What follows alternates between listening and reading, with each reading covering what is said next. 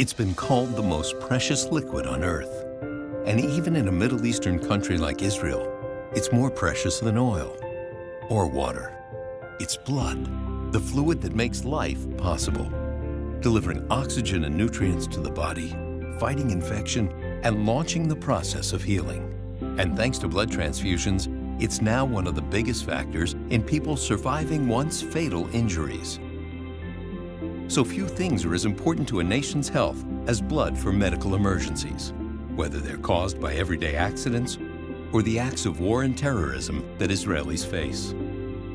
Israel's blood supply is collected, safety tested, and distributed by Magen David Adom, which also serves as the country's ambulance service. Today, Magen David Adom supplies 97% of Israel's civilian blood and all the blood for the Israel Defense Forces. Magen David Adom's current blood center was built in 1987, when Israel needed to collect 175,000 units of blood to meet the needs of 4.4 million people.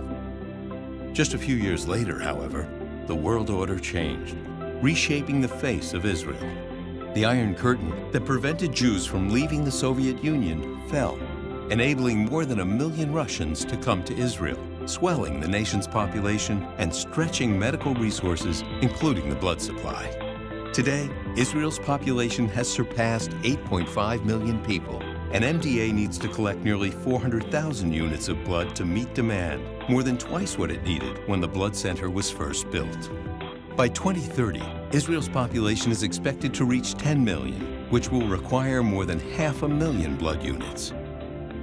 Israel needs a larger blood center and a larger facility to house Magen David Adom's growing cord blood program, where stem cells are stored for cutting-edge medical treatments around the world. But building a bigger blood center doesn't by itself address Israel's needs, and that became abundantly clear in November 2012.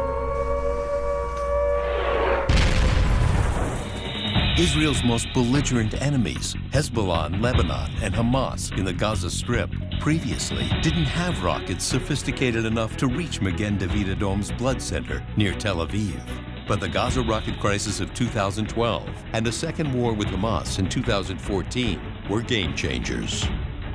Now Israel's enemies, both to the north and south, can hit any part of Israel, leaving millions of Israelis and the blood supply vulnerable.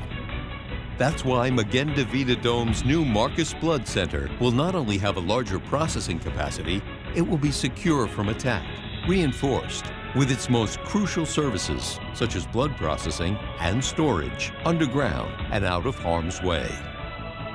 This will ensure that Israeli civilians and soldiers have blood when they need it most, and it will enable the blood center to continue to operate in the midst of a crisis, to meet the needs of the country and ensure the survival of Israelis.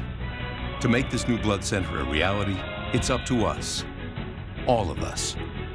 Together, we need to make it happen, because 8.5 million Israelis are counting on us.